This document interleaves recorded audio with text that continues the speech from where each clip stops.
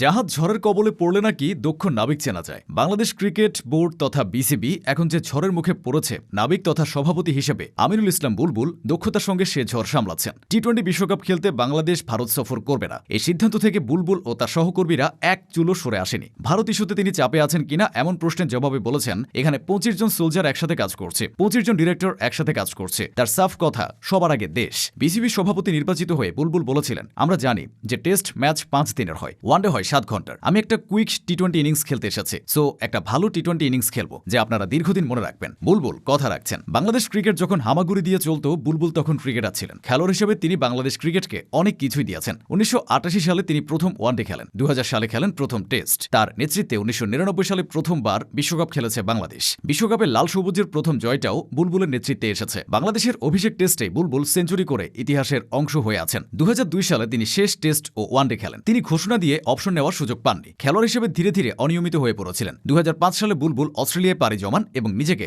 দক্ষ কোচ হিসেবে গড়ে তুলতে থাকেন। সে বছর তিনি অস্ট্রেলিয়ার ভিক্টোরিয়া থেকে লেভেল 1 এবং লেভেল 2 কোচিং সার্টিফিকেট অর্জন করেন। একই বছর ক্রিকেট অস্ট্রেলিয়া থেকে তিনি ইনস্ট্রাক্টর কোর্স সম্পন্ন করেন। 2007 সালে উচ্চতর কোচিংয়ের জন্য তিনি লেভেল 3 কোর্স শুরু করেন। এরপর 2009 সালে ক্রিকেট অস্ট্রেলিয়ার অন্যতম কঠিন ও সম্মানজনক high performance coaching level 3 degree সম্পন্ন করেন। 2005 থেকে 2010 এই সময়টা বুলবুল এশিয়ান ক্রিকেট কাউন্সিলের ডেভেলপমেন্ট অফিসার হিসেবে কাজ করে গেছেন। মূলত চীন, হংকং এবং মিয়ানমারে ক্রিকেট জনপ্রিয় করার দায়িত্ব ছিল তার কাঁধে। 2011 থেকে 2017 এই সময়টায় তিনি আইসিসির ডেভেলপমেন্ট ম্যানেজার এশিয়া হিসেবে পদোন্নতি পান। এ সময় আফগানিস্তান ও নেপালের ক্রিকেটের উদ্ধারে তার ব্যাপক ভূমিকা ছিল। শোনা যায় আফগানিস্তানে যে 3টা হাই পারফরমেন্স সেন্টার আছে, সেগুলো তৈরির পরিকল্পনা বুলবুলের মাথায় এসেছে। একসময় যে আফগানিস্তানে খুব একটা বেশি ক্রিকেটার ছিল না, বুলবুলদের কল্যাণে বর্তমানে সংখ্যাটা লাখে পৌঁছেছে। 2018 থেকে 2024 এই সময়ের মধ্যে আমিনুল ইসলাম বুলবুল আইসিসির হাই পারফরমেন্স প্রোগ্রাম এবং ট্রেনিং এডুকেশনের প্রধান হিসেবে দুবাইয়ে আইসিসি সদর দপ্তরে দায়িত্ব পালন করেন। বিশ্বজুড়ে উদীয়মান দেশগুলোর কোচিং মডিউল তৈরি ও খেলোয়াড় তৈরিতে তিনি কাজ করেছেন।